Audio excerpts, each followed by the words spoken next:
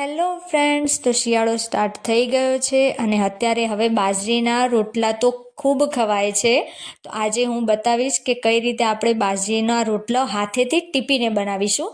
તો અહીંયા એક કાથરૂટની અંદર મેં 1 વાટકી જેટલો લોટ લઈ લીધો છે અને એની અંદર હું સ્વાદ પ્રમાણે મીઠું એડ કરી દઈશ.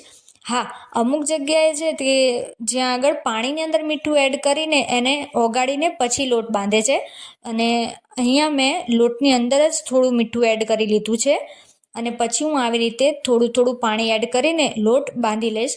જો વધારે પાણી નાખી દઈશું તો એકદમ ઢીલો રબડી જેવું થઈ જશે, પણ આપણે અત્યારે થોડું થોડું પાણી એડ કરીને લોટ બાંધી લેવાનો છે. જરૂર પ્રમાણે એટલું જ પાણી લેવાનું છે, એટલે કે જરૂરિયાત હોય એટલું પાણી લઈને લોટ બાંધવાનો છે. હવે આપણે અહીંયા રોટલી જેવો એકદમ લોટ નથી કરવાનો. આ હાથેથી ટીપવા હોય તો આપણે થોડો ઢીલો લોટ રાખવાનો છે, વધારે પણ તો કઠણ રાખવાનો નથી.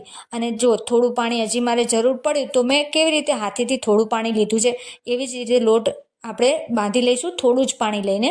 અને હવે આવી રીતે આપણે હાથોથી સરસ રીતે મસળીને આવો એક લુવો તૈયાર કરી લીધો છે.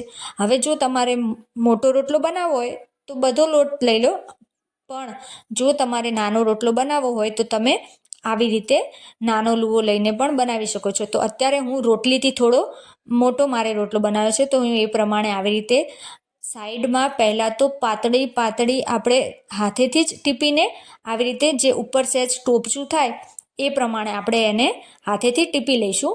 તો પહેલાં કિનારી આપણે પહેલાં પતલી કરવાની છે અને પછી આપણે ધીરે ધીરે હાથ આવી રીતે રાખીને પછી વચ્ચેથી જે ટોપચું હોય એ અંદર બેસાતું જાય, એટલે કે થોડું પતલું થતું જાય એ રીતે આપણે રોટલો ટીપી લઈશું.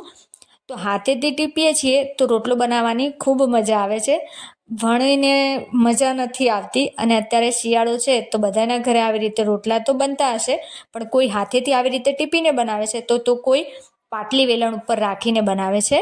તો તમે જોઈ શકો છો કે આપણો રોટલો છે હાથેથી સરસ એવો ગોળ, જે રોટલીના જ શેપનો ગોળ આપણો રોટલો વણાઈ ગયો છે.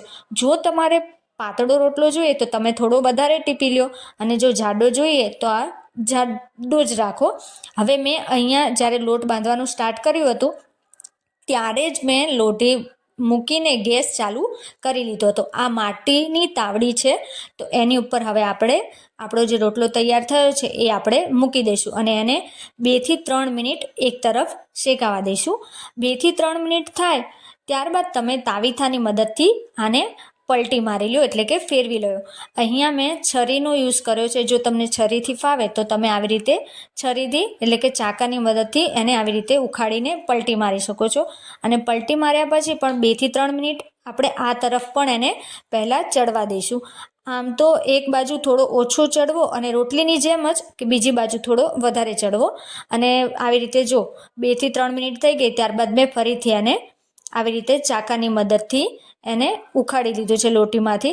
તો હજી થોડો કાચો છે તો આપણે તેને ફરીથી ચડવા દઈશું અને થોડી વાર બાદ આપણે જોઈ લઈશું તો જે બાજુ કાચો હોય એ બાજુ આવી રીતે આપણે લોઢીમાં મૂકીને સરસ રીતે એને ચોળવી લઈશું. તો હવે આપણો રોટલો છે એ જે બાજુ કાચો છે, હજી થોડો મને કાચો લાગે છે તો મેં એને થોડી વાર માટે ફરીથી એને લોટીમાં, એટલે કે તાવડીમાં રહેવા દીધો છે. હવે એક બાજુ આપણો જે રોટલો છે એ સરસ રીતે તો ચડી જ ગયો છે. હવે આ રોટલાને આપણે તાવડી ઉપર આવી રીતે પહેલાં મૂકી દેવાનો છે થોડી વાર માટે, અને પછી એને હાથેથી આવી રીતે ટેપ કરીને એને ચોળવા દેવાનો છે. તો આપણો એ બીજી બાજુ છે એ રોટલો સરસ રીતે ફૂલાઈ જશે. હવે આ રોટલો જોઈ શકો છો કે ઉપરથી સરસ રીતે ફૂલાયો છે, એક જગ્યાએથી થોડો રહી ગયો છે પણ ઉપરથી દાજી ગયો હતો એટલે મેં એને ઉતારી લીધો છે. અને હવે હું એની ઉપર આવી રીતે ઘી લગાવીશ. જો તમને એ લાગે તો ઉપરથી પડ ઉખાડીને અંદર પણ તમે ઘી લગાવી શકો છો અથવા માખણ લગાવી શકો છો, અને આવી રીતે ખાડા પાડીને અંદર સુધી હું ઘી જવા દઈશ. તો હવે તમે પણ ટ્રાય કરો આવી રીતે હાથેથી ટીપીને રોટલો, અને પછી મને પણ જણાવો કે તમારો રોટલો કેવો બન્યો છે, હાથેથી ટીપીને ફૂલાયો છે કે નહીં. અને મારા વિડીયોને લાઈક કરવાનું ભૂલતા નહીં.